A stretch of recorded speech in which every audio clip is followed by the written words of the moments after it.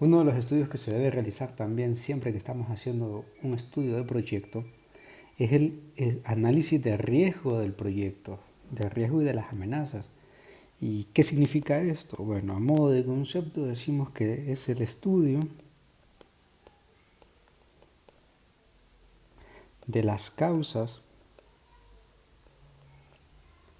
y de posibles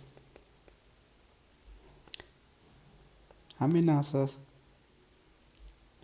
con sus respectivos eventos que por lo general no son deseados y sus daños que pueden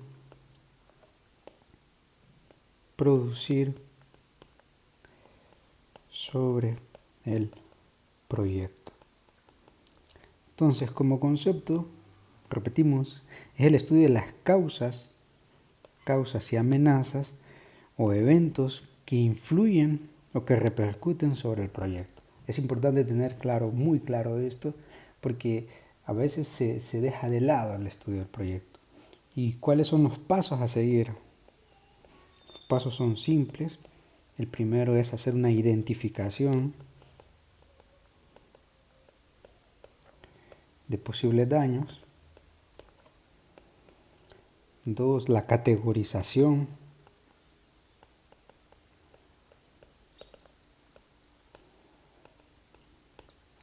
Y mecanismos. Una vez que tenemos esos daños identificados, ¿qué mecanismos de respuesta estamos listos para dar? Y número 4, las acciones sobre la base de esa respuesta. Entonces son los 4 elementos que tenemos que considerar: identificar el daño, cuál va a ser ese daño, la categoría que va a tener ese daño y los mecanismos de respuesta que nosotros vamos a implementar, y obviamente la implementación de esos daños.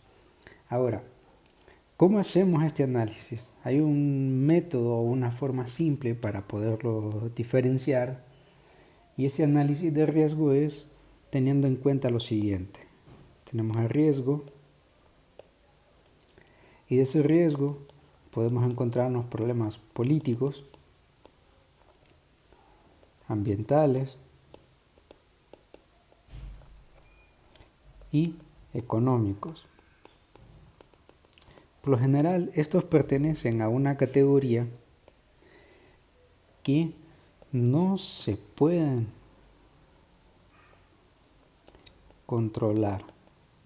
Es decir, son tan fuertes, su impacto son tan influyentes que estos no se pueden controlar. Entonces lo que queda hacer es hacer una adaptación o un sistema de resiliencia para que el proyecto pueda salir adelante. Por otro lado, tenemos aspectos sociales o de mercado, problemas de índole operativo, ya sea el interno, y problemas de índole técnico o tecnológico. Estos pertenecen a otra categoría donde sí se pueden controlar o se pueden regular, puede haber una acción sobre ellos. Entonces hay que tener bien claro cuáles son esas categorías y qué vamos a hacer sobre uno de ellos. Por ejemplo, a nivel político, alguna inestabilidad política, algunos cambios en los reglamentos, etc. Ambientales, tenemos por ejemplo lo que vivimos ahora con el tema del virus. Económicos, una desestabilización o una ralentización económica.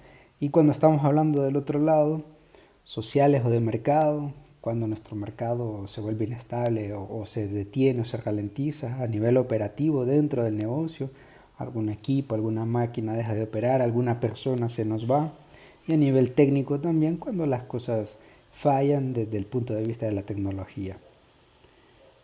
Ahora, ¿cómo lo categorizamos? Hay un par de gráficos que nos ayudan a hacer una identificación.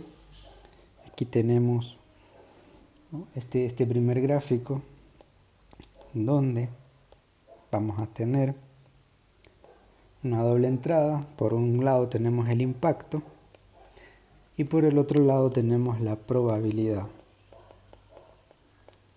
de que ocurra. Entonces, esta categoría podemos colorearla de la siguiente manera. Podemos decir que vamos a tener una zona verde,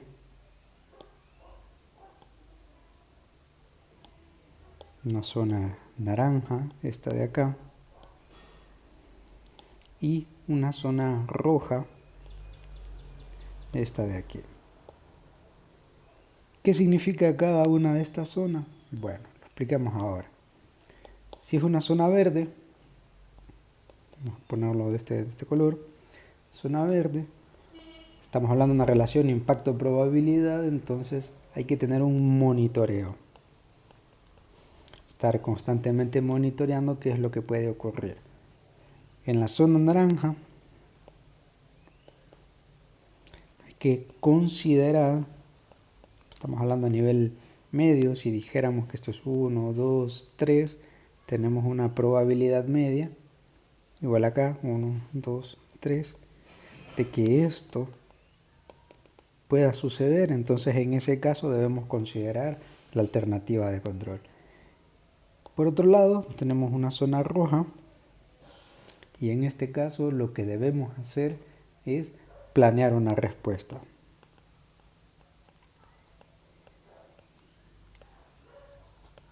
Porque ya estamos hablando de que las probabilidades de que ocurra ese fenómeno son altas.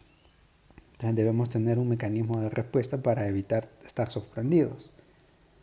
Y finalmente hay otro gráfico que también nos va a ayudar a entenderlo, que tiene esta relación de impacto que va de menos a más y control.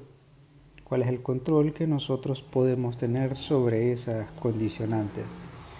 Si hay un alto impacto y control, se puede evitar. Si tenemos un alto control y un bajo impacto, se puede restaurar.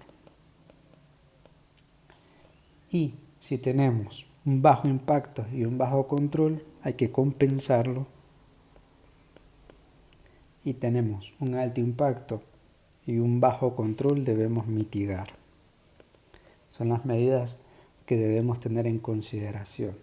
Entonces, en resumen, el análisis de riesgo, evitar o prevenir que se nos den situaciones que sean controlables y las que no, pues deben ser adaptadas o adaptadas.